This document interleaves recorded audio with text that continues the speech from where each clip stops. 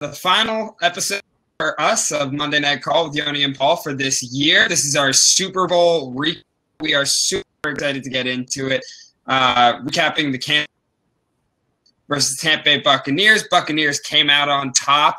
Yoni, you said it in the live stream last week on Saturday that you should never doubt Tom Brady, and that is exactly what happened. I thought this was the live stream for the Puppy Bowl. I'm gonna have to leave and have someone else do it. Yeah, no. You don't bet against Tom Brady. And I think even more solidifying his legacy as much as the seventh ring is, going on the road and beating Drew Brees and Aaron Rodgers, and then finishing off with technically a home victory against Patrick Mahomes was a great way for him to even more solidify his GOAT status. I'm going to ask you, Paul, right off the bat, with this game, people are now putting Brady over the Michael Jordan threshold. Do you see him now over Michael Jordan with this seventh ring? I don't know if this means anything to sports fans across the world, but I would say that it already saw football is a significantly harder sport to carry your entire team. So if Tom Brady has been able to do that over 20 years with different teams, I think that definitely cements him as the GOAT of all GOATs. I don't know many other sports, like if we're talking golf or tennis or things like that, where they win a bunch of championships. That all confuses me. But if we're talking about basketball, football, baseball, and hockey, I would cement Tom Brady. Yeah, I'd say the only guy that's still – I refuse to kind of let him go as maybe still being one of the GOATs. I kind of put Bill Russell up there because he run 11 rings with the Celtics or 10 rings. But Wayne Gretzky, also the craziest Wayne Gretzky stat out there is, did you know you could take away all of Wayne Gretzky's career goals and just have his assists stand, and he would still be the NHL's all-time leading point leader? And you could take just from assists, not even counting his goals. That's how dominant he was. So Wayne Gretzky still is up there for me. Bouncing off of a Wayne Gretzky-ism, let's bring in Adam Offit as first on the fan line, we believe. One of the great Office quotes is, "You miss 100% of the shots you don't take." Michael Jordan, Michael Scott. So we now welcome Adam. Gentlemen, good evening. And I'm going to segue that into a Wayne Gretzky stat of my own. The career record for fastest to 1,000 goals is Wayne Gretzky, who did it in 403 games. The second place winner for most for fastest to get 1,000 goals is Wayne Gretzky in the following 427 games. So some more Wayne Gretzky to light up for you. Yoni, you hit the nail on the head, just like I said in the pregame show for all the people who are watching. As soon as you count Tom Brady out, he just proves you wrong. You can, time and time again, you cannot go against Tom Brady. Last night was exhilarating. I was on the edge of my seat. It was exciting from start to finish. And I am, of course, talking about the first episode of The Equalizer as seen on CBS after the Super Bowl, starring Queen Latifah. I did not watch it. So answer me this, gentlemen. As I was watching the Super Bowl, very sloppy game by the Chiefs. Patrick Mahomes under pressure all night. He was missing his 2 tackles. The 2 ends for the Tampa Bay Buccaneers were very good. But just the whole night you could tell, even when the score was close in the first quarter, towards the end of the first half, the Bucs just had him by the balls the whole night. So was this an impressive game plan and execution by the Buccaneers, or was this just a horrible outing and coaching performance by Andy Reid and the Chiefs? Which one do you think was it more of? I mean, I'll go that it just looked like the Tampa Bay Buccaneers were the better prepared team. It did look like they had the Chiefs figured out and they had their number. And I think that has a lot to do with Tom Brady. I think Tom Brady has been there so many times before. He knows how to not only get himself prepared, but a team. And they've been saying that Bruce Arians just lets Tom Brady take over his coaching sometime. And I think that had a lot. Yoni? I put a little scheme. I give Bowles credit with the scheme. They were not going to let Tyreek Hill beat them. They're going to let Travis Kelce get as many catches as he wants underneath, going to let him get over 100 yards, march their way up the field like that, even, get Edwards-Helaire involved. That's fine. The Chiefs are going to be the Chiefs, but they're not going to let Tyreek Hill beat them. That was the number one priority. And they did that really well. I think, as far as the front seven goes, I don't think Todd Bowles did much schematically to to create that pass rush. They did a great job assembling that team, right? And Ndamukong Suh took a lot less money than expected to come over and play there in the offseason. Solidifying a guy, getting Vita Vea back in the second half of the season was huge, I think. On the other side of the ball, Kansas City, I think Andy Reid did cost them a little bit. We'll talk later in the show, I'm sure, and you have some opinions about him taking those timeouts at the end of the first half. They have a chance to just get out of the half 14-6. Penalties and timeouts later turns 21-6. That falls on Andy Reid. I mean, that you can't, Patrick Mahomes going to have to live with this loss, but that falls on Andy Reid as well. So, I know not the answer you wanted to hear, but I think it cuts both ways. It definitely does cut both ways. I'd be hard-pressed to say those timeouts by Andy Reid cost them the game, but that was such a momentum swing. They would have gone into the half down by just 2 scores. Instead, they go down by 3 scores. Tyrann Mathieu was completely lost his mind. It was a horrible game for the second half, and he just completely screwed his defense, who was exhausting as playing one of the best offenses in the NFL. Next question. Pretty much every year after the Super Bowl, there's all the hype about how the 2 teams that were in the Super Bowl are going to be around. X quarterback is going to be back for more Super Bowls. Y head coach is at the top of his game, still going to be kicking around. Who's actually more likely to be back? The Buccaneers, who have a loaded roster but a lot of free agency questions to answer this offseason, or the Kansas City Chiefs, who were kind of exposed this game and seemed pretty untouchable until last night. I can start. I was thinking about this question earlier, and it does feel like the Super Bowl emulates the Seattle Seahawks Patriots Super Bowl in a lot of ways, where it felt like Seattle was the unstoppable team coming in, and the Patriots were somehow able to take it away. After that Super Bowl, I thought it was going to be the Seahawks who were back again because the Seahawks were the dominant team, and sure enough, Tom Brady was back in the Super Bowl. I'm going to go with the Tampa Bay Buccaneers. You have a completely loaded roster and just leadership beyond no other with Tom Brady's experience. And they're in win now mode more than any other team in the NFL. So I'll go the Buccaneers. I'm going to go with the Kansas City Chiefs. I think the Buccaneers did well to rally around Tom Brady, and they had quite a run towards the second half of the season to get themselves in the Super Bowl. But at the end of the day, this team was 7-5 at one point. And yes, they are crowned the best team in the NFL as Super Bowl champions, but there was a point where it really could have gone either way for this team. That's not going to happen with the Chiefs. This is the first time Patrick Mahomes ever lost by double digits. They don't just win games, they destroy teams. They're playing in an average to below average division competition-wise. The road back to the Super Bowl is easier for the Chiefs. They handled their business better in the regular season than the Buccaneers did. I think once you get to the playoffs, all bets are off. I have a lot more faith in Brady to kind of take it home, but as far as getting back to the Super Bowl, starting from week 1 of the regular season on, I still think the Chiefs have a better chance. But hear me out with this. The Saints coming back potentially without Drew Brees, so that makes their division significantly worse. I think the Bills next year are going to be taking one step forward as well. So. Yeah, I agree with that. Yeah, the Seahawks, Paul, are a great example. Like, they were in the Super Bowl. I mean, I guess now it was like 7 years ago, and that was it. It was going to be the dynasty of the 2010s. Pete Carroll, Russell Wilson, the Legion of Boom. They played football the right way, and they were going to run the table. And they were in one Super Bowl after that dominant win over the Broncos. And that was it.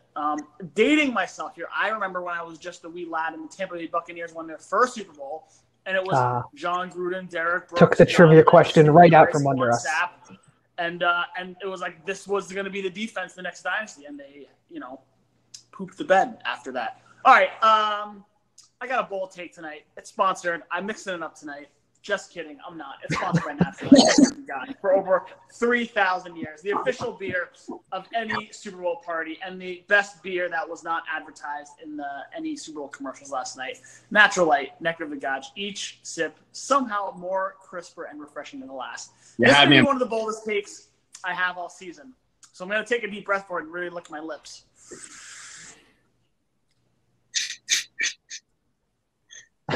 Bill Belichick and the New England Patriots are going to trade up in the draft, up in the first round. Maybe not by much, but maybe they go after Justin Fields if he slips a couple of picks. Maybe they go after one of those top receivers or a defensive lineman if they're still there. But Belichick, I think, has been licking his chops. This is a very juicy, talented draft class, and I think there's a lot of talent in that top 10, top 12 range.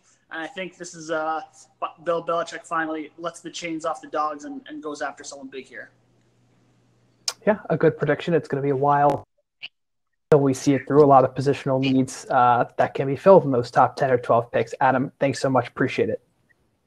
Thanks for having me. Go Leopards. Go Leopards, baby.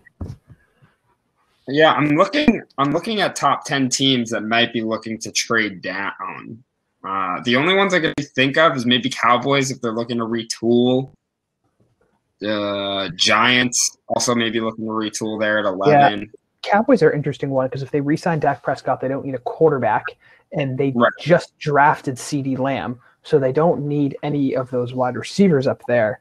They could possibly slide in and get, if they want to trade up even to try to get Penny Sewell, that could be something they would do. But I don't know. I think if you're ever trading up into the top 10, there's no one that's more or less likely. If the price is right, I think teams will go for it. Coming up next to the fan line, we got Daniel.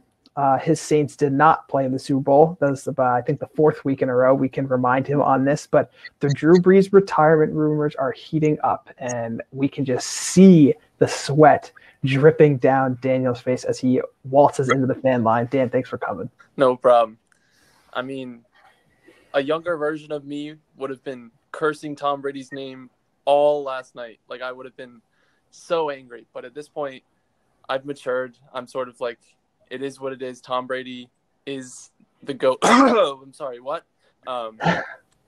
So, yeah, it is what it is. Drew Brees, I think, is going to retire.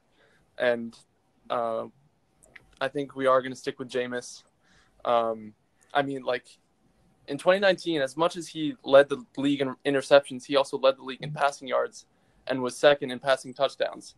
So it's not like he's bad. He's just average. But, yeah.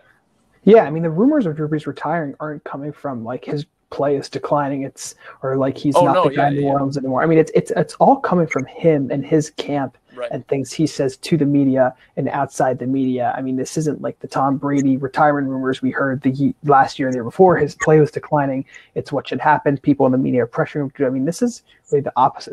A lot of it is coming from Drew Brees, and that's what makes it more alarming and probably more real. Yeah. I was watching the Super Bowl preview video, and I heard like a lot of Saints takes going around. So I think the Saints, I think they'll make the playoffs, but they'll be a wild card. Like, I think Tampa Bay is going to take the division.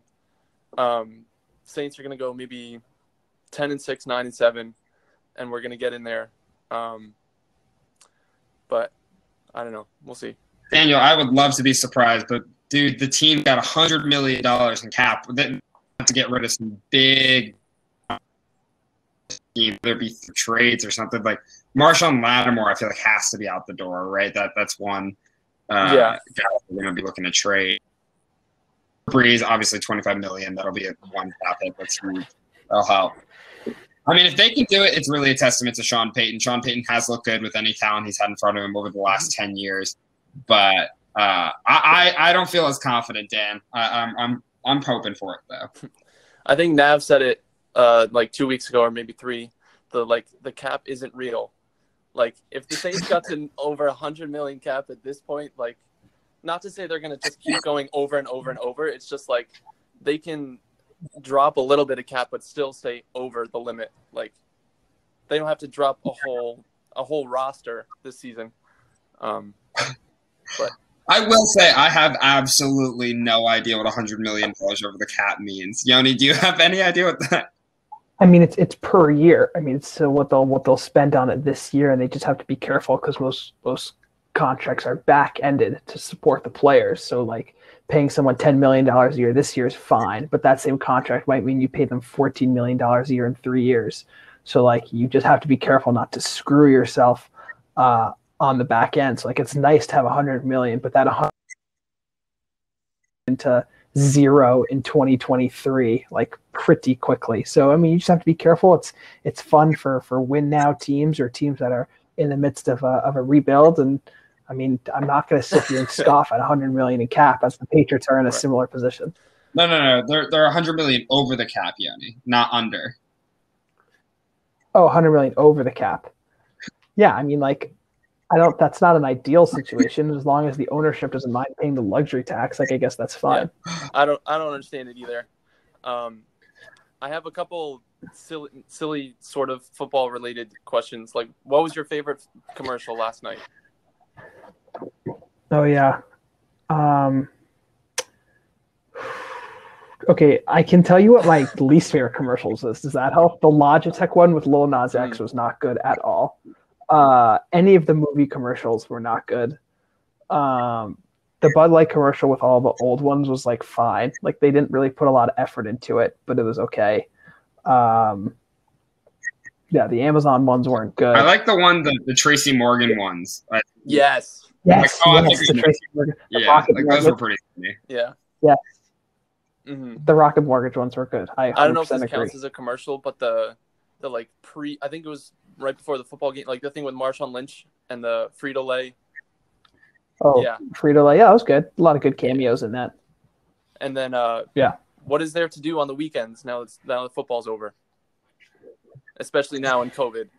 Well, football is not over. The Patriot League will be playing football in just about a month, and as many other FCS teams will be playing. And Syracuse basketball is pretty good too. They're putting on a decent performance. I think they could squeeze into the tournament if there's a tournament. Yeah, that's something. Calls, some mock drafts. We'll have a draft show. Come on, we'll still be here.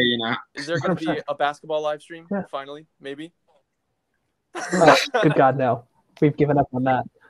That's not really part of our like syndication anymore. We don't affiliate with that. But that's part of the network. Put myself out there for another really shitty team because my favorite team would be the Knicks. So I'm like, I can't just keep doing this.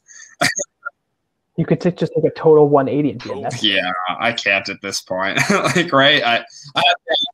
But you're from New Jersey, and they were the New Jersey Nets. Yeah, no, I mean, like, I guess I should have been as a Jets fan. I should have been a Nets fan, but it just didn't happen that way. I chose to always pick the worst team. I guess so. Well, Dan, now you got us off the rails, and for that, we're gonna kick you off. Appreciate you. No, I'm kidding. Of course. Appreciate you coming on. Thanks as always. Commercials, what we're doing on Sundays. I don't know, Yoni. I don't know. Commercials is a fair question. I think that's general Super Bowl shop talk. And do we have another fan on the fan line already? It looks like it. We got something coming up. We got a lot of fans. We got Matan is here. I believe Matan picked the Chiefs to win in the Super Bowl. I could be wrong though.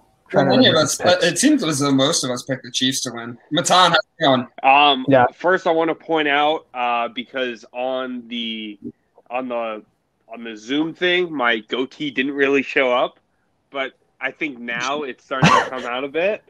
I'm looking kind of good. I did pick the Chiefs, and it was tough. I also had the Mecole Hardman over, which didn't hit.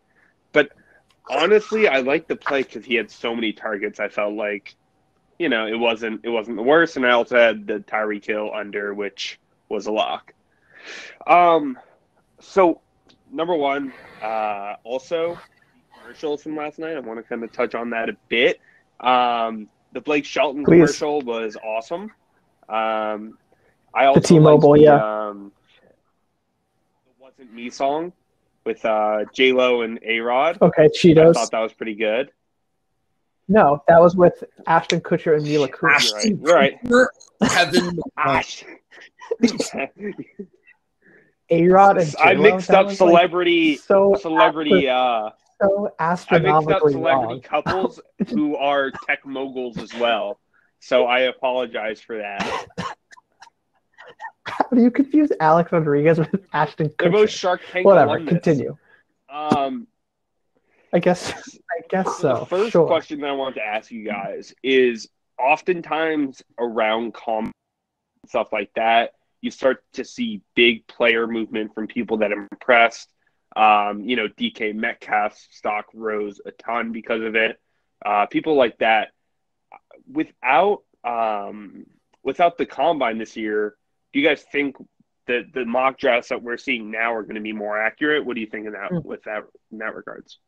That's a great question. And I think the other thing we also have to remember is that they all shoot up usually for the same reason, and it's because of the 40-yard dash right before DK Metcalf. If you remember the year before, it was Montez Sweat from Mississippi State, who was like this big defensive lineman, or like a big defensive end, and he comes out and runs like a low 4.5. Like, who the hell is this guy? Or Mekhi Becton, right? It was Mekhi Becton this year, came out and ran a 5.1, and like, oh my God, look at this guy move, and then went right up the draft boards. Yeah, I mean, I guess it's interesting. Like, our college team's going to see that and be like, okay, like if we want some of these guys' draft stocks to rise, like we have to make them run the 40 at our pro day. And so, what kind of typical combine drills are we going to see at the pro day, right? Because you put guys to move more through game situations or more specific skill drills at the pro days, because like, okay, they'll do like the general stuff at the combine. And so I'm interested to see, bouncing off of your question, I don't really know how to answer that, because we'll see how the colleges adjust their pro days. If they don't adjust their pro days at all and the pro days look like they usually do, then yeah, we're not going to see that storyline of guys shooting up after a big 40-yard dash time or a lot of reps in the bench press. If they do, then we could still have that effect with no combine. Of course, the pro day now under an even greater microscope. Yeah, I mean, I don't know how much the lack of combine is going to affect, but the one thing that I just absolutely think is going to keep happening is anyone who dropped out from COVID, I think their draft stock is going to fall. And I think that's where you're just going to see a lot of, I think from this year, you're going to see a lot of players drafted in the 3rd and 4th round actually hit because they're going to be people who just didn't play and didn't have the chance to show. So we'll see.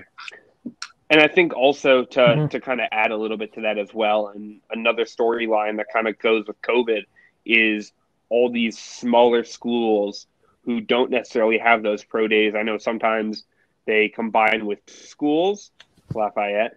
They combine with bigger schools at their pro days. But, I mean, the smaller schools, and I know like sometimes they're the FCS schools, and I think like Belichick drafted someone from like D3 this year or something like that. D2, yeah. It's going to be interesting to see what happens to those guys and how that draft stock gets affected as well, because someone at a Lafayette maybe won't get those eyes because all 32 teams are going to be at the combine. Yeah. So here's what I'll say, right? I think the NFL, as they did before, and they will do this year, they will, I think they're going to let teams sign more undrafted free agents, and they're going to let teams they're going to push back cut days so you can keep guys a little longer. So, maybe a guy who comes from a D2 school or a low-level FCS school might not be drafted when they would have been drafted in the 6th or 7th round, but they will actually, on the back end, maybe get more time on a team as an undrafted free agent, with more undrafted free agents allowing to be signed and cut days being pushed back and things like that. So the NFL tries to make up those opportunities. What I'm really concerned about for those guys, though, is the NFLPA, of course, pushing to reduce preseason games to 3 preseason games or even 2. That's what's going to hurt the chances for those guys. Not really, I mean, yeah, sure, not having a season this year will hurt them this year, but in perpetuity, right, for the rest of, the time those guys are trying to get in, those guys need those extra 2 preseason games to catch on with an NFL team. That's kind of what I would be most worried about going forward if I come from an FCS or D2 D3 school. Is always the example I go with without the pre. He's FBS. I mean, UMass is an FBS school, but he was he was an undrafted player, or maybe seventh round, right. I forget, who went to a not great school that just showed out in the preseason, and that's how we got on the team. And then the big thing that I want to talk to you guys about, and it's been stressing me all day. It's been on my mind all day. It's been making my whole day worse. And I want to thank Yoni and Adam Moffett, because they're not in this category of Patriots fans who all of a sudden decided to migrate to Tampa Bay fans. And I don't understand this shit. I wasn't rooting for Tampa Bay because they had Jason Pierre-Paul. Like, what is this fascination with suddenly like, oh, I'm a Brady fan? Yeah, okay, so I don't mind if you root for them, but suddenly like this Tampa Bay allegiance and posting about Tampa, like all this shit, I don't get it. I guess I'll answer that. I'll answer that with a question. And before Paul comes in, because he's been an always Tom Brady hater, so I'm interested to hear his opinion. What did you think of the Patriots official social media account after the game, tweeting like, and the GOAT, or like, and the greatest of all time wins another one, from the official Patriots social media account. What kind of move do you think that was? He is a huge part of Patriots history, and you can't ignore that. And they didn't want to give him that money. That was their choice. It wasn't like it was this screw you thing. I think it was pretty mutual. So with that, I don't mind it. But I think all this like 1A, I'm a Patriots 1A guy and a Tampa Bay 1B. Like, I don't understand that at all. Like, I'm not rooting for the yeah. Jonah Butler put in the chat, people just can't take the losing. They don't like the losing. They want to go back to winning, and so that's kind of what they do. Yeah, I think that we all need to take a page out of Paul's book on how to be a good loser. I think he does it better than anyone. I'm also a Knicks fan, so if you guys need tips, that's fine. But yeah. Also, Paul's an all-time Brady hater. What do you think of the fair weather fandom? I mean, yeah. Anytime Brady does anything, there's always going to be people who just follow him anywhere. It's kind of like LeBron. There are football fans, there are Patriots fans, there are Laker fans, and then there's LeBron and Brady's fans. People are just going to follow the people who win all the time because that's what fans do. That being said, I was rooting against Brady because he has crushed my soul for many years. Honestly, in the end, as a Jets fan, it's kind of bittersweet, I feel like, because you get to see, okay, there are some Patriots fans who are happy saying, oh, I'm happy for Brady. But also, you let go of Tom Brady and won a Super Bowl. That kind of sucks, I guess. I don't know. Maybe I'm just trying to twist it in my head. Okay, and this is my last thing, and then I'll let you guys get to it. First of all, congratulations to Blaine Gabbert. Finally got that elusive ring. He deserved it.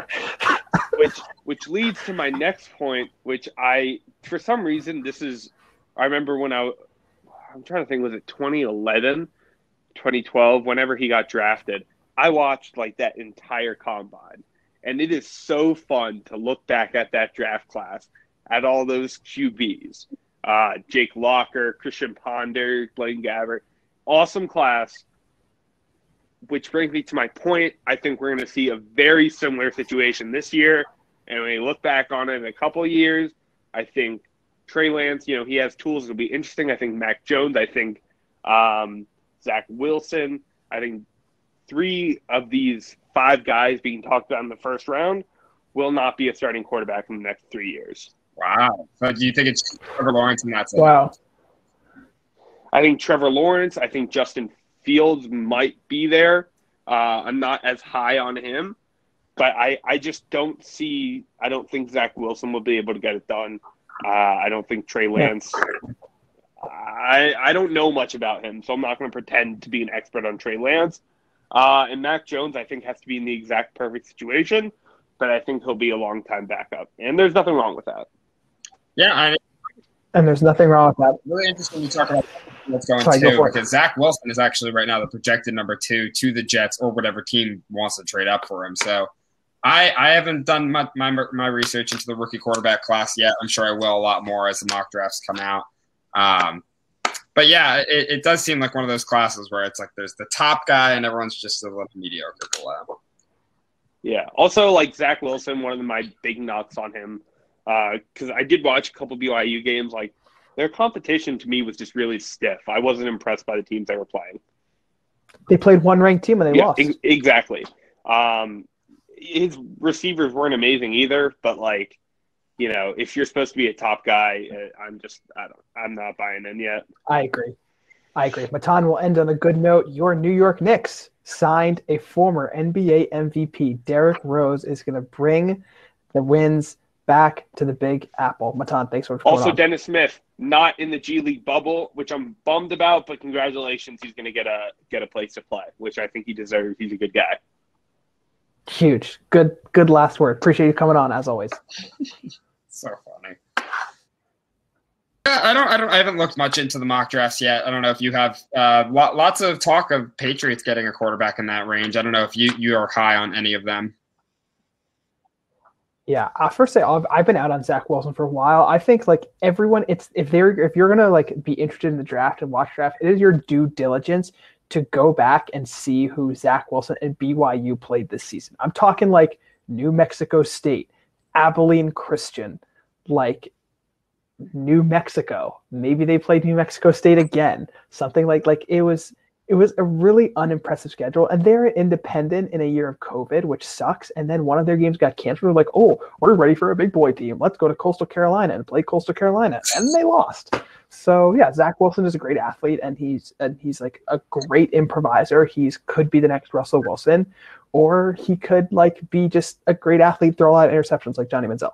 So we'll see. We got Lev coming up next on the fan line. I think he might be one of the people Matan was talking about. He's a big Brady supporter. I'm a big Brady supporter. I'm definitely happy for him, but definitely one of those people that walks the line of Brady loyalty. But can appreciate it anyway. 7. There it is. That's all you need to know. Number 7. 25. 7. What a game. What a great game.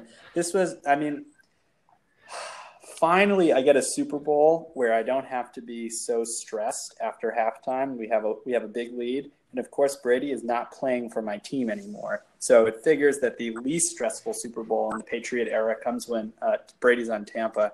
A couple of comments. First, JPP has never lost a playoff game, which is pretty. And he has 2 Super Bowls now. Honestly, this looked like Brady of the past and the Giants defensive line on the same team. I don't know why people didn't have them. I mean, I had Brady in this game. I thought they were going to win. I had no problem with them beating the Chiefs. The Chiefs beat them in the first quarter the last time they played each other, and then Brady had their number the rest of the game.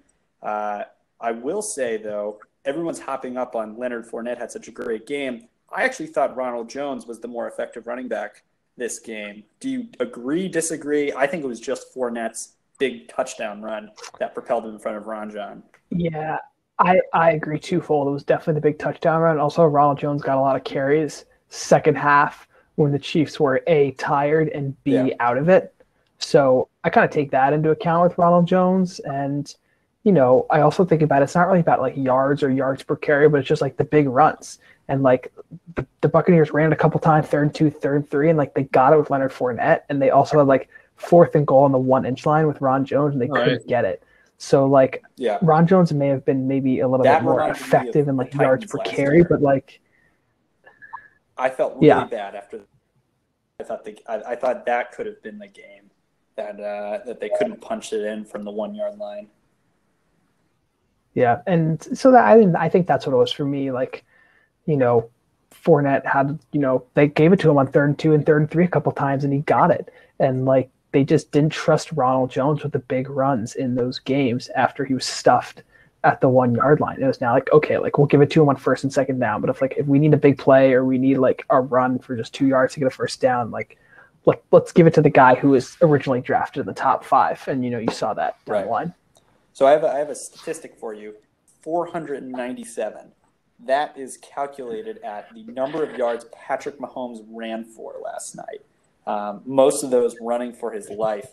Paul, how do you feel seeing Todd Bowles, who is a New York Jets head coach, perhaps coaching the best defensive unit of recent Super Bowls, other than perhaps the Patriots' domination of the Rams a couple years ago, New York Giants teams of yesteryear?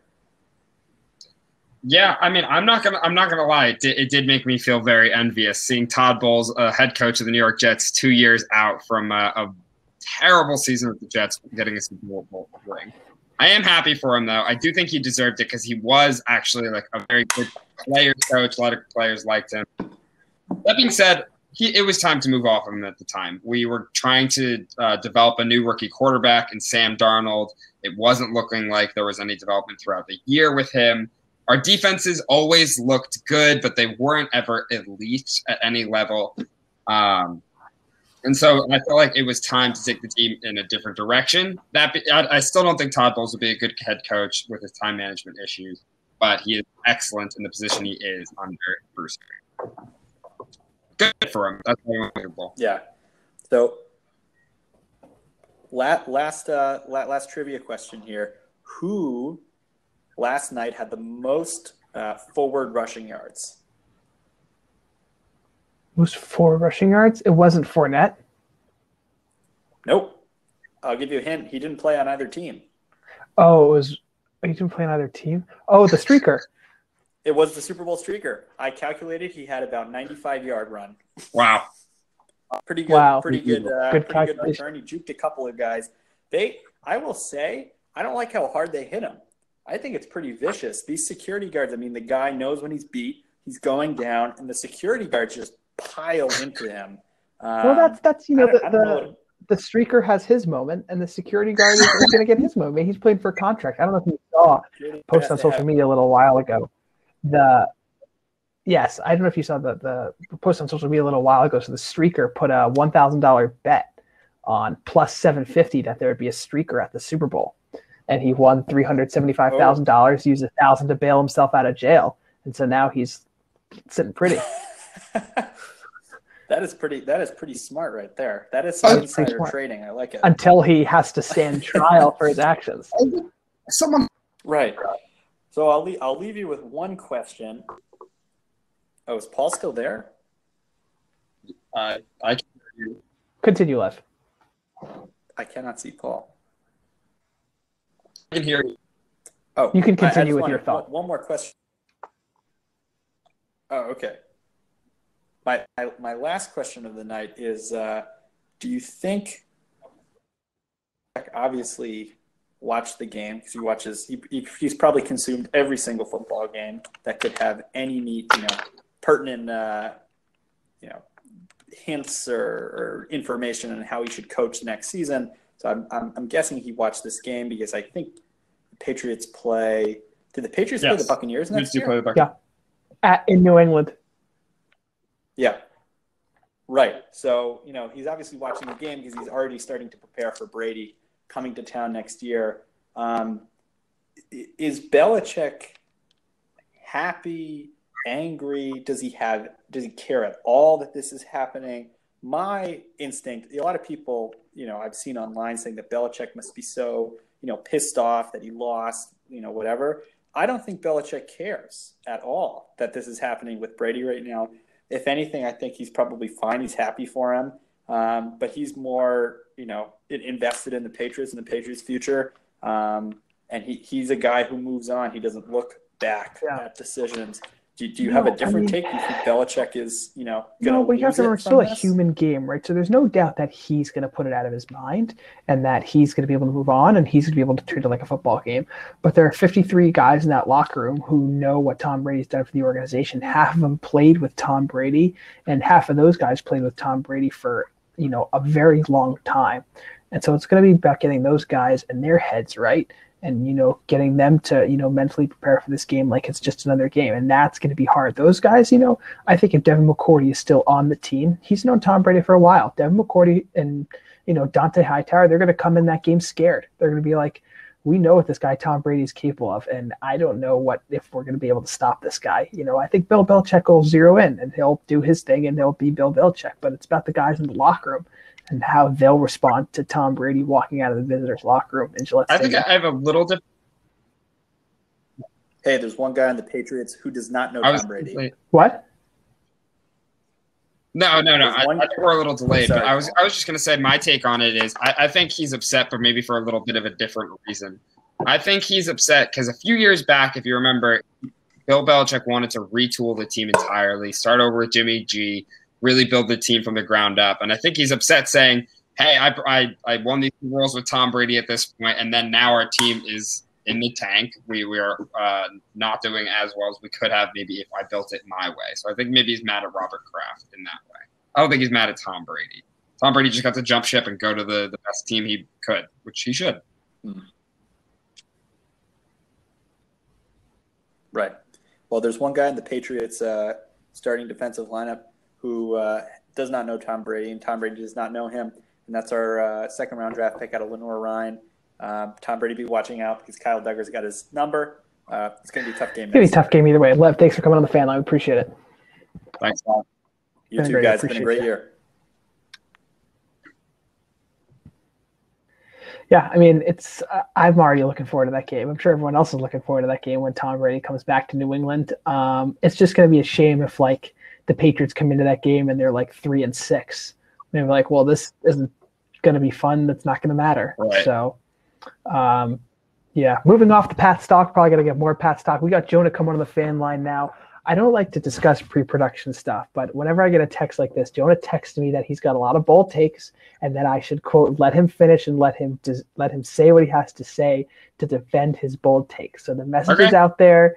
Jonah, if you say something stupid, you're going to get made fun of. No, I'm only honestly half kidding, but I'm always down for a good take. We're always down for hot takes and Monday Night Call. So I'll get to the predictions after, but I first actually want to say something about the Buccaneers. I am a little concerned about them getting back. I think the Falcons hiring the Titans offensive coordinator could make the Falcons a threat. With his knowledge, with how he develops Derrick Henry, I think the Falcons, if he brings in a similar situation, I think they can make the Falcons a threat to win the NFC South. And I don't know. That team's got a – I mean, they did only win a little bit in a lot of their games, but I think that team's got some retool. I don't even know if they're not right at this point. Their secondary's been Here's what I'll say. Short answer is I think you're onto something. I think you could be right. Long answer is I don't know the answer to this question, but how many games this year were Todd Gurley, Calvin Ridley, and Julio Jones all healthy for?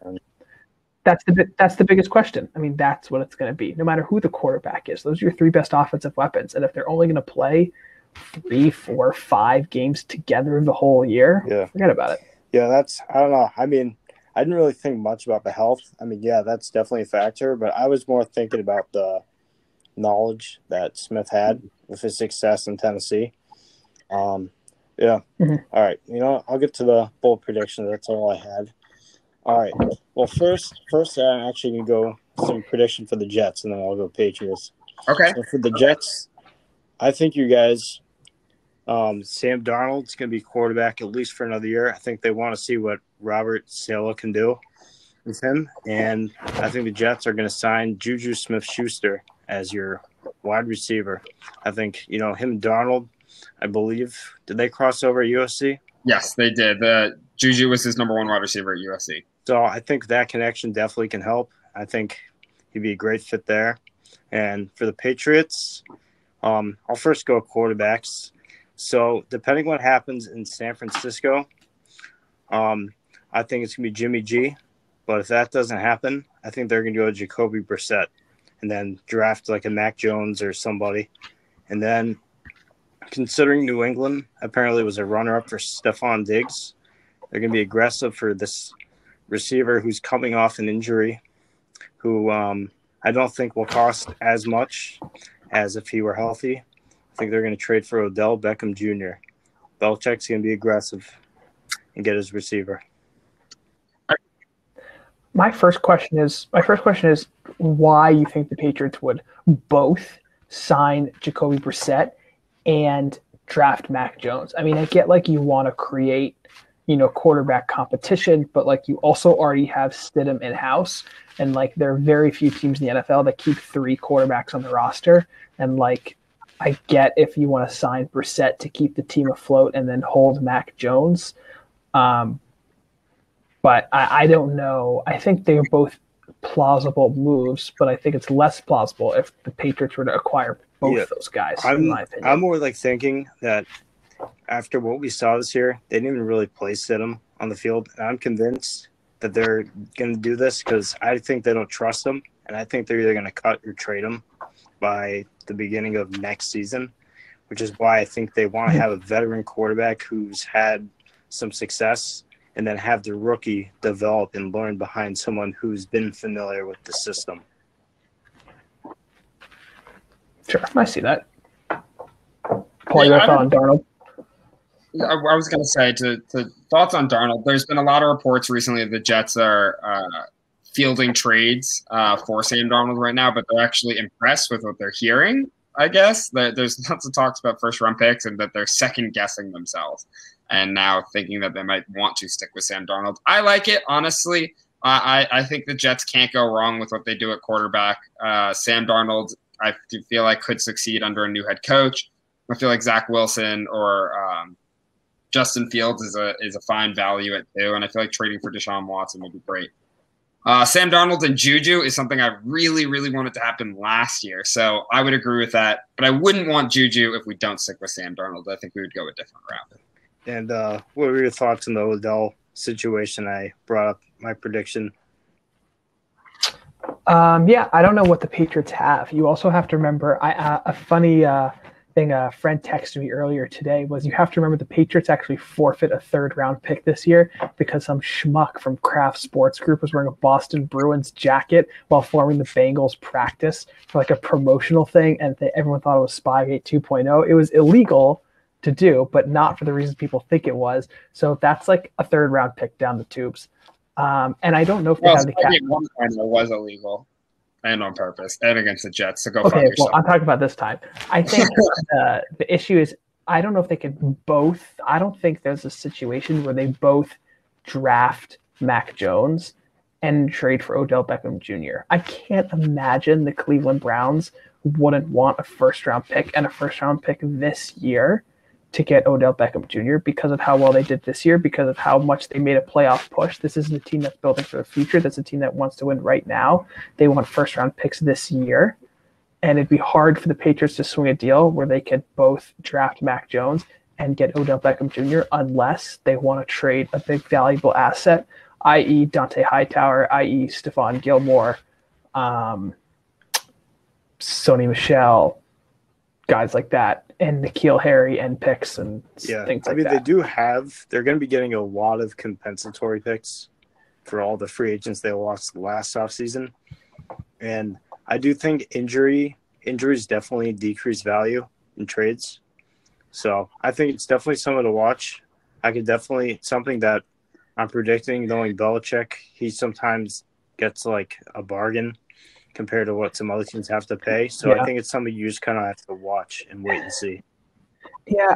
I mean, I think that the thing is with when you're trading for a guy like Odell Beckham Jr., like the Browns, they want quality, not quantity. Like if you give the Browns 7 draft picks, but they're all third round or later, the Browns don't want to go for that. The Browns would rather have like a first round pick and like a decent player than get like 2 3s, 2 4s, 2 5s, and a 6. Like the Browns aren't interested in doing that for Odell Beckham Jr. At least I don't think they are.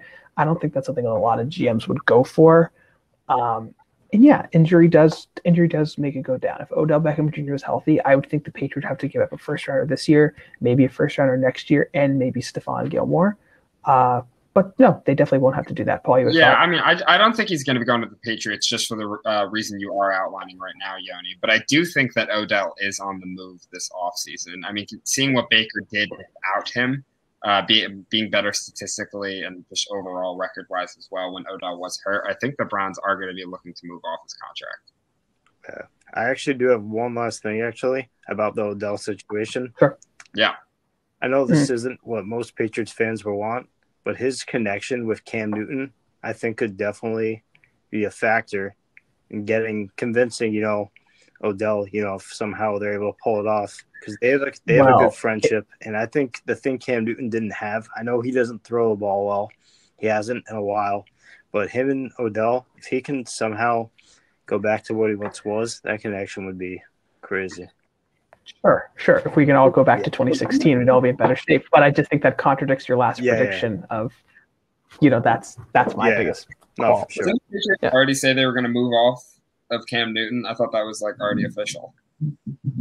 I think it was too. Yeah. I think they're done with him. Look, man, we're playing the what-if game. Anything goes. Right. Jonah Butler, thanks so Thank much you. for coming on the fan line. We Thanks for having appreciate the me. takes, as always.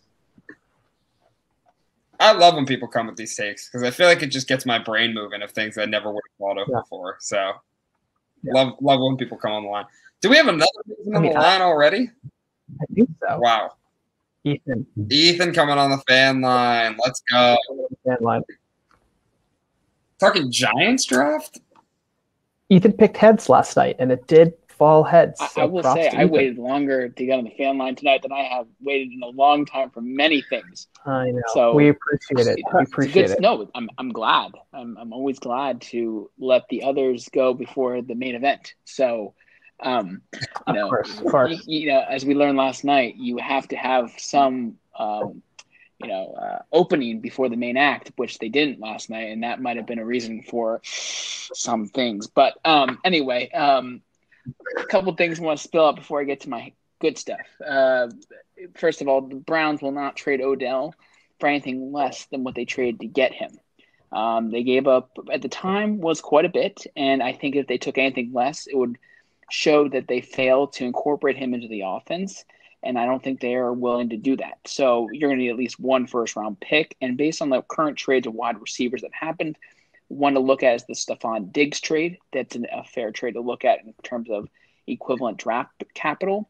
I think the DeAndre Hopkins trade personally was a robbery. So that is not into the equation here. In terms of mock drafts, I have been paying attention.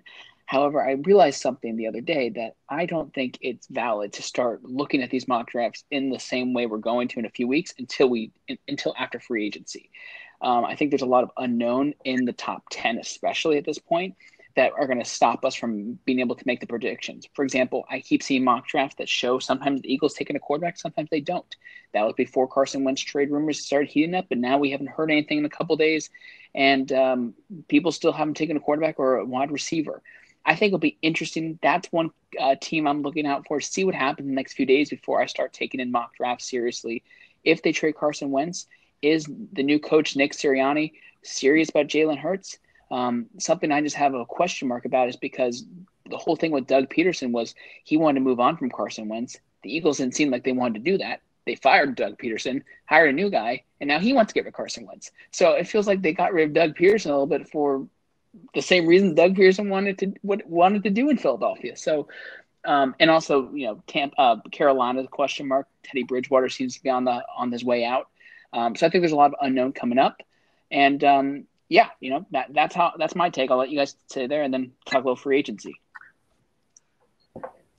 Yeah, I mean, there's not much to add on. I would agree with you that there's not much to say, especially Deshaun Watson still has to go somewhere. I think that's the first domino that needs to fall before we can do any draft at all. I'll be curious to see whether a lot of this happens on draft night, especially those like big trades like a Deshaun Watson or Carson Wentz, because that would be, I think, unprecedented to see all those trades happen on draft night. So see how that goes.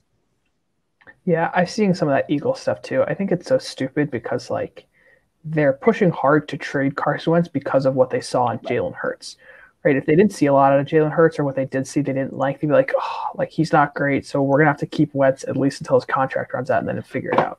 So unless the Eagles find a prospect they think is better than Jalen Hurts right now, which is really not a lot of guys outside Fields and Lawrence. So that's kind of what I think on the Eagles thing. And I agree, especially, as we talked about, I don't know if you heard what we were talking about with Matan, especially with, no combines and what the pro days are going to look like. For sure, it's hard to trust the legitimacy of the current mock drafts at this point in time. I think we're going to see a lot of situations with the skip pro days and everything. Some teams, some colleges might not operate pro days like they're supposed to or how they did last year in any way. So really this draft process, that's why I think that if we do see trades coming in, I think a lot of trades will be for draft picks in future years because a lot of teams would rather wait a year when they trade a player for some picks and sit out this year because there's just so many unknowns with the talent and how you can evaluate talent. Because, again, a lot of games weren't played. You look at some records of teams. Some teams only played 4 or 5 games. Some people sat out, Micah Parsons, Jamar Chase. We're talking 2 top 10 picks possibly who sat out the entire season. So, and also, by the way, the BYU Coastal Carolina game was one of the best games of the season. Just want to throw that in there because it was. BYU lost. Right, it was one of the best games of the season. Sure. No one's arguing that. I just want to put out there on the record. I want to be someone that says that was one of the best games of the entire season. I think that there's a lot of question marks going into the season. I think that's going to be something interesting. Now, one thing I do want to talk about here is because, we didn't get to talk about all the pending free agents of the NFL world on Saturday. And it's okay. There's a lot of free agents, and some people had some good takes. Some people, I think, just shat the bed, but I won't name names. But I want to talk about 2. I actually do want you to name names. I'm curious. I'm not naming names. I'm respectful. Offline, we can talk, okay? Unnamed sources, okay? Journalists, protect the First Amendment, okay? So It's not what this is about. Continue. So two guys I want to talk about that I really feel strongly where they're going to go. First one is Aaron Jones. I really am on the Aaron Jones fan line here. I think he is a dominant running back who's going to get paid this offseason. I think he should stay in Green Bay. However, I don't think that's likely just because the Packers did draft A.J. Dillon in the second round. They also have Jamal Williams as a free agent who will probably take less money to stay and have a 1-2 punch duo with A.J. Dillon. So here's my take. I think Aaron – Can I interject with you for 1 second?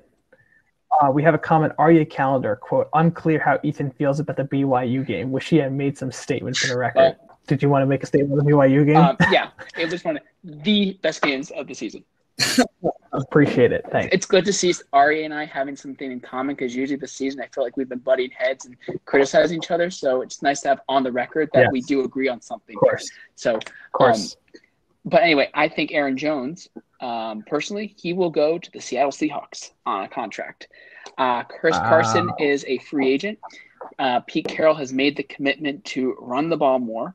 I think Chris Carson is a good back. Yeah. However, Aaron Jones gives them more of a passing duo in the backfield that can open up their offense.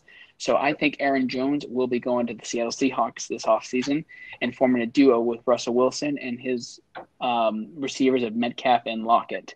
And the second player I'm going to put out there, and you can hold me to this. I want you to hold me to these two, okay? You got to. Okay. Second player I will be saying – What did you say? I was saying that Tom wants us to hold everyone to their tape. Mm-hmm. Oh, good. Okay. So, so I think Will Fuller will become a member of the Green Bay Packers this offseason. I think that is kind of an obvious one to put out there. But I think that he would be a great receiver to have in that offense. They're really missing a number 2 guy.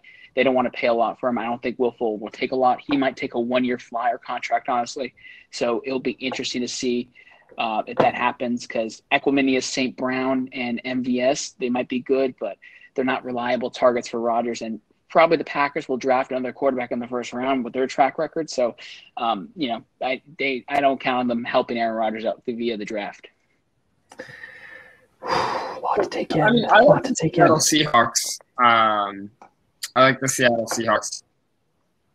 Aaron Jones could go to Seattle, and they're constantly getting injured.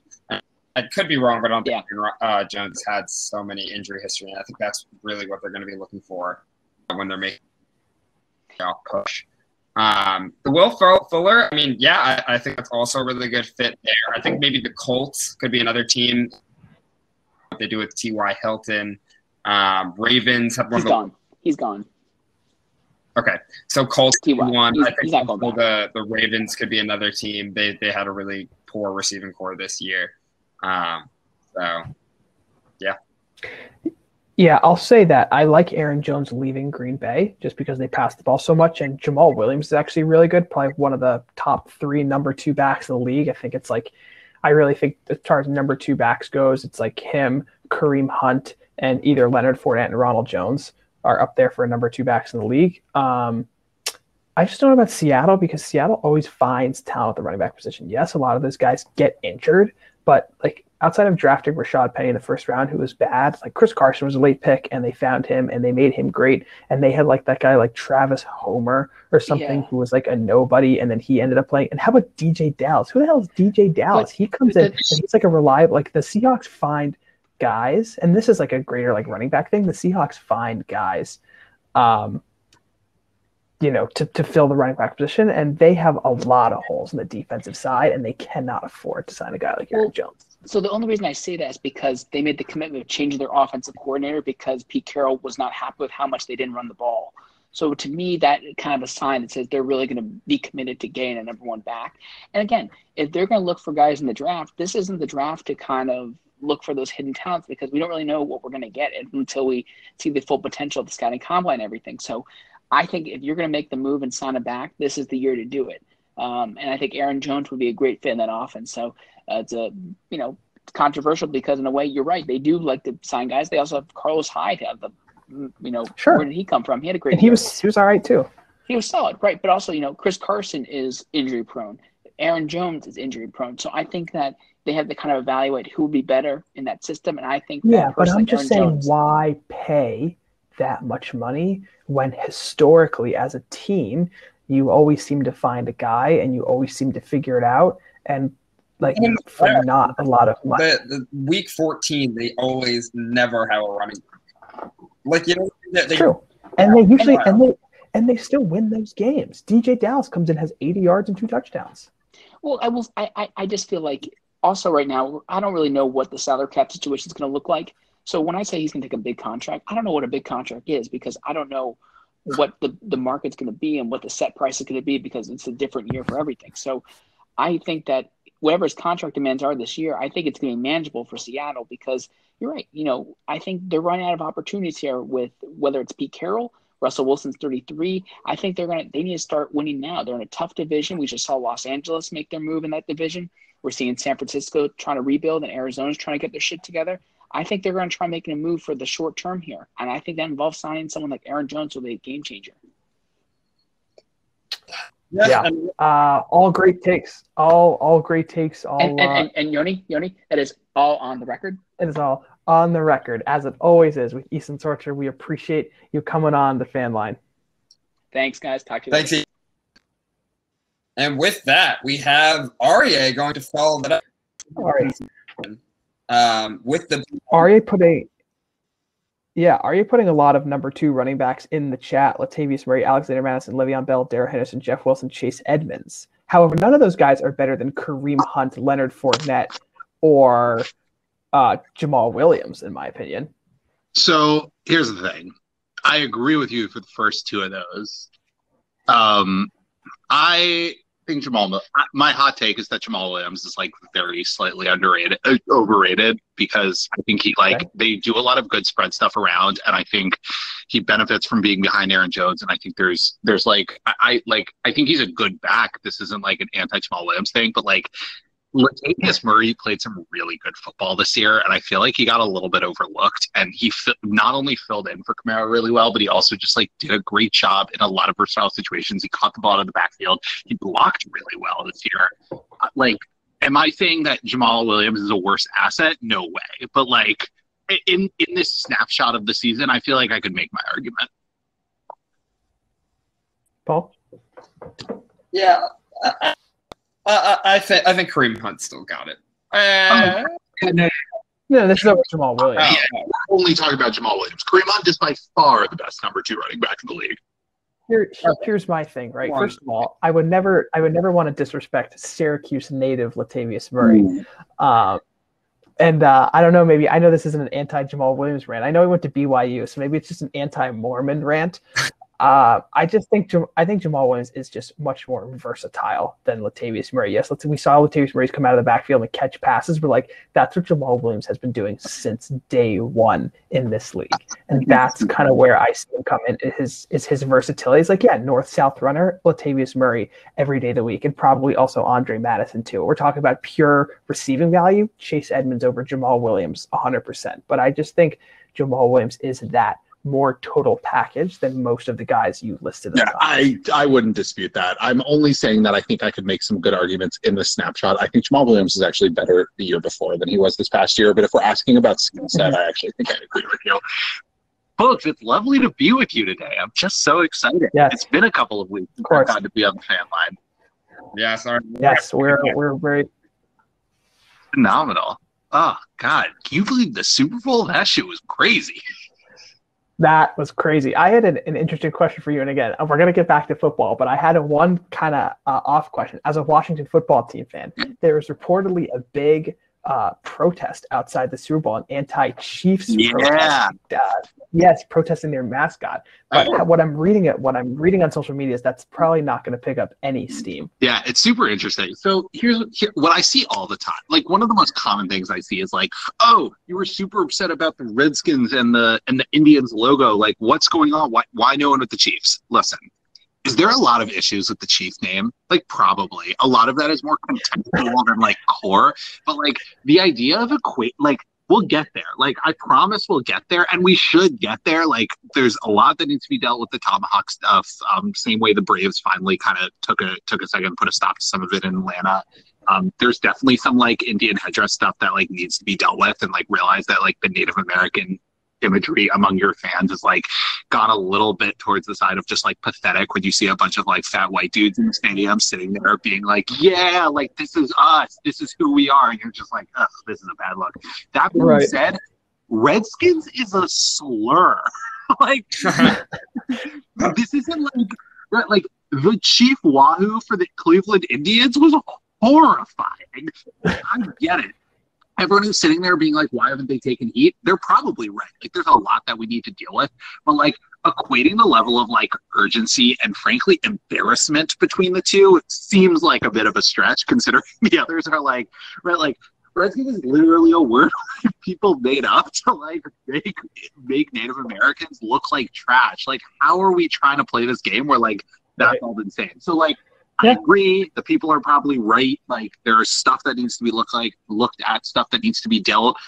From what I understand, the Kansas City Chiefs nickname is named after a white mayor of Kansas City who was known as Chief, which is a fun fact. That is like, we could unpack that for a couple of hours. But like, there's some steps away from this. But I just think like when it comes to this, like I can't even fathom what it would be like having like a slur for your people as a team's nickname that everyone judges about. Yeah. Like a whole nother level. Well, point taken. We're gonna go for a team get a new name.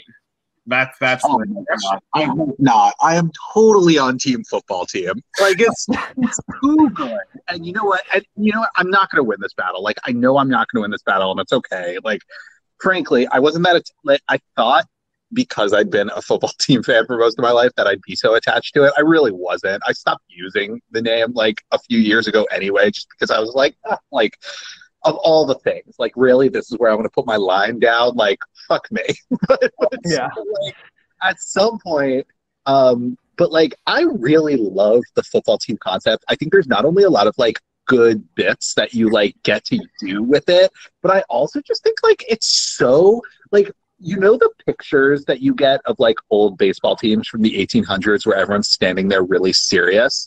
The Washington football team name is the like personification of that picture, but like for football. It's great. It's so serious that it's hilarious, and it's so proper. And it's like, yeah, we're a football team and this is our job, and like we're gonna go about our day and then go home to our family. It's like, I love it.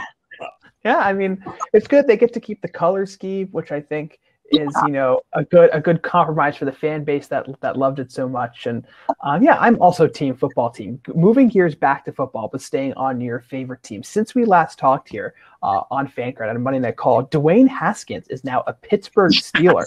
And in fact, on the Super Bowl pre-show, I asked Nav, do we think Dwayne Haskins will last a full season at Pittsburgh? He said absolutely not. I think Dwayne Haskins could be a better backup than Mason Rudolph, and considering if he has this true like awaken epiphany moment that he needs to get his shit together, he might pull it together. Do you think he could last a full season in Pittsburgh, and how long will it be till he could get a starting job again? Yeah, I'm with you. Frankly, I think some of it has to do with competition. Like Paul would be a better backup than Mason Rudolph, so like I'm not like so concerned about the competition over Pittsburgh. Paul, that is with like all the love and respect in the world, but like you're not competing with much.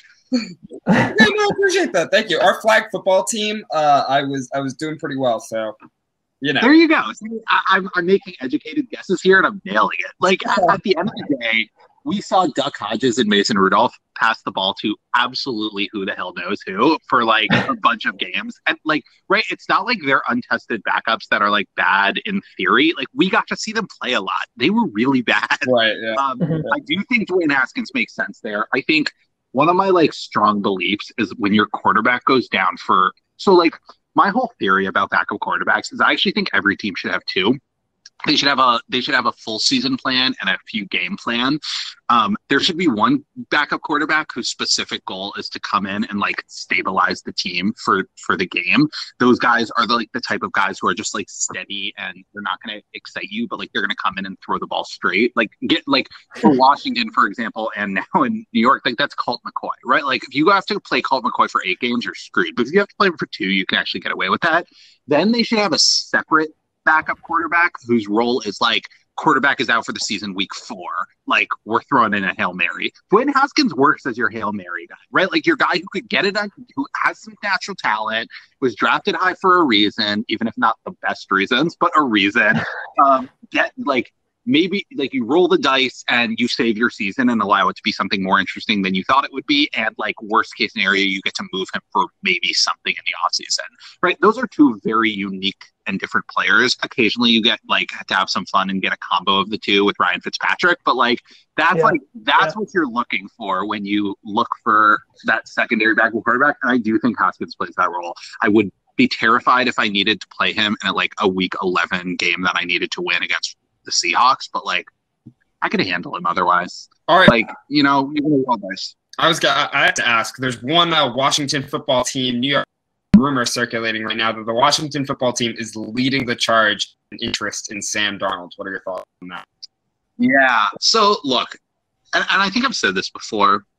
Unless someone really exciting falls to us, I'm not like so looking to draft a QB specifically. I'm not against it, but like that's not my number one priority. The Jared Goff rumors were terrifying, if nothing else, because of the hilarious Jared Goff to Washington narrative after the whole like mess of Rams. Can we, by the way, back up to the fact that like the most underrated semi on the field moment of the past 10 years was that time Washington played St. Louis, and St. Louis for the coin toss sent on all of the players that we had traded them for Robert Griffin III. That was an absolute top tier troll by Sean McVay, and I will never forget that. I appreciate that. But look, I am interested in Sam Darnold. I think he's interesting. Contrary to the feelings of a lot of other Washington football team fans, I do not think this team is a quarterback away. So it's not like I was not as excited about the potential prospect of Matthew Stafford as everyone else was. Yeah. Again, right, he would have been great. I think we would have been good. I just like people forget that we weren't a typical 7-9 team. We were a 7-9 team that got to play the Giants, Cowboys, and Eagles twice a year. Like, that's a really bad team. And people did not appreciate the extent to which that team was bad and managed to kind of sneak in there. So I'm a little bit torn. But you know what? Darnold is the type of risk that I could see us, right? If that goes badly and things revert to the mean a little bit, Philly plays a little bit better, New York continues to improve, Dallas bounces back, which seems like the safest bet of the group.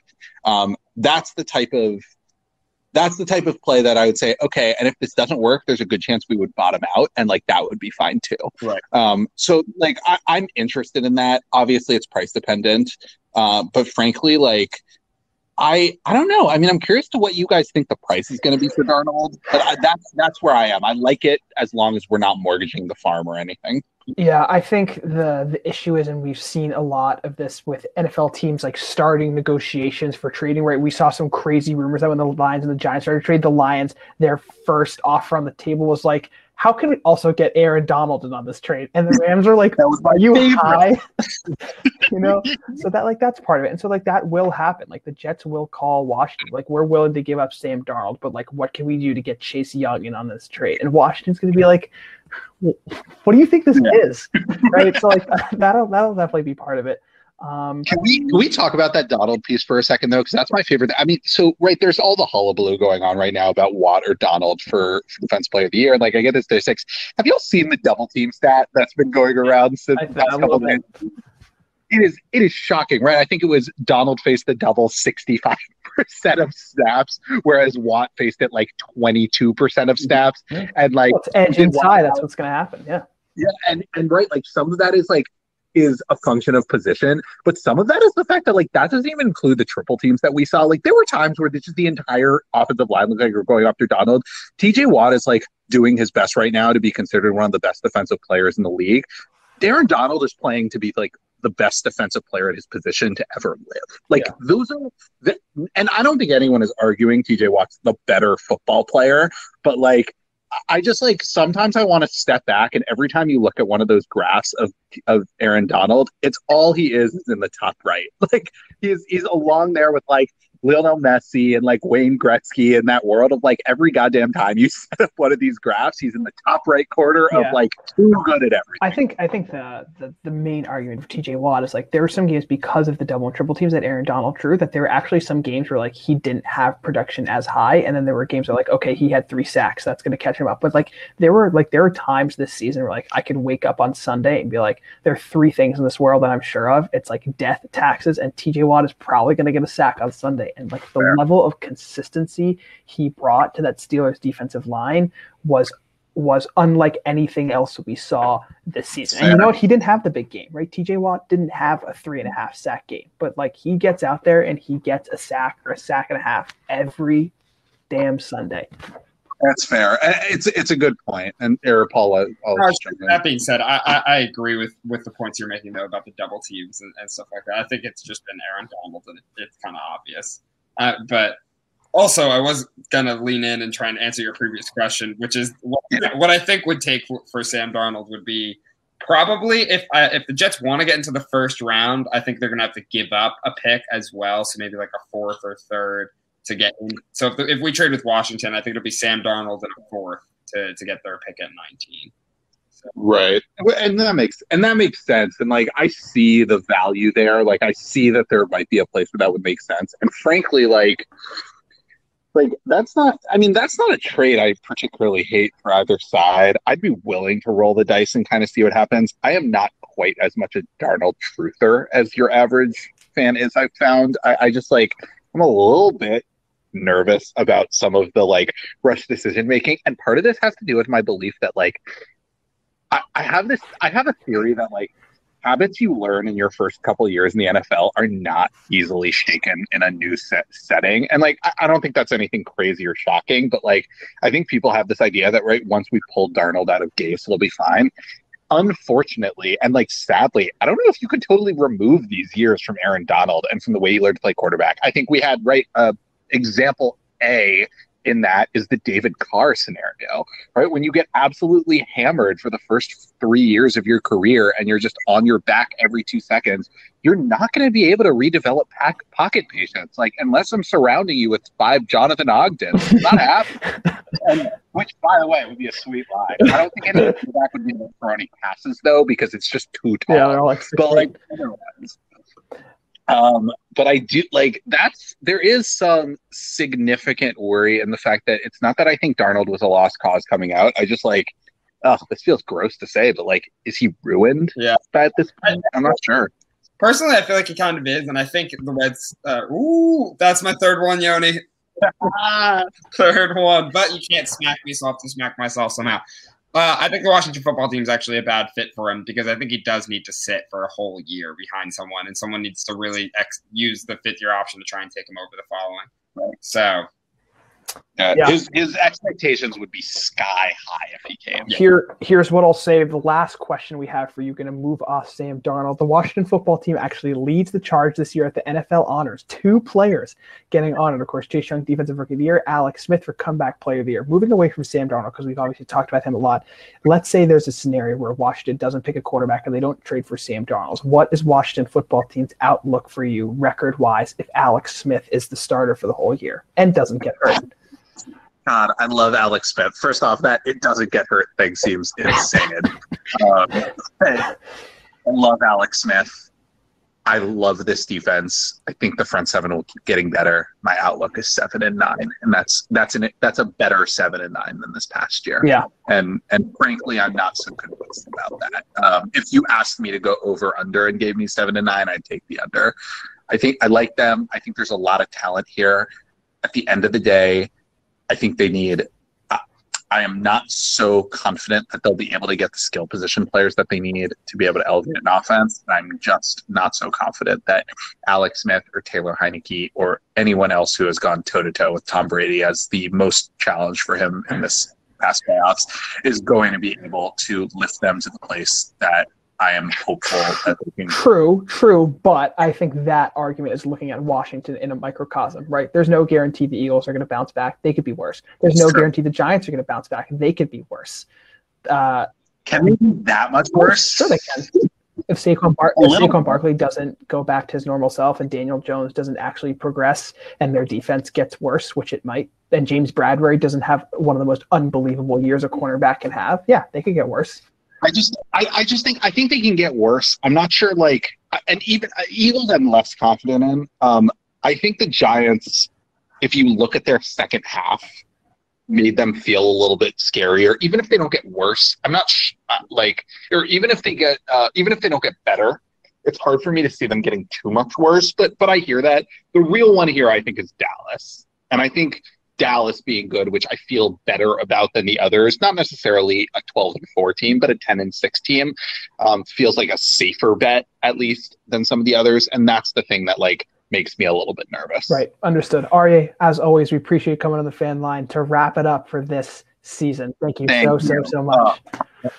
I am so appreciative. If I may say, as I leave, I want to say there's been a lot of Tom Brady stats over the past couple of weeks. Tom Brady, I was an anti-Tom Brady guy for a long time because I was a Peyton Manning guy, and he has won me over just because, like, at this point, I think it's funny that he keeps winning. And I will say, though, of all the stats, my favorite one is since between Tom Brady's third Super Bowl and seventh Super Bowl win, Calvin Johnson has been drafted, played an entire career, and made the Hall of Fame. That is my favorite one. There's been a lot of good ones. That one right there is my absolute favorite. I didn't know that. So thank you for sharing. Appreciate it. It's perfect. Thank you, as always, folks. It's been a lovely season, and I've enjoyed spending my Monday nights here. I appreciate you. Another Brady stat that's unbelievable that Cam, our host, wanted to add on was Brady has played 344 career regular season and postseason games. In his first 172 games, he's 132-40, and in his last 172 games, he is 132-40. 0.767. Wow. Good for him. Consistent, if nothing else. League eventually, so the Jets can do something.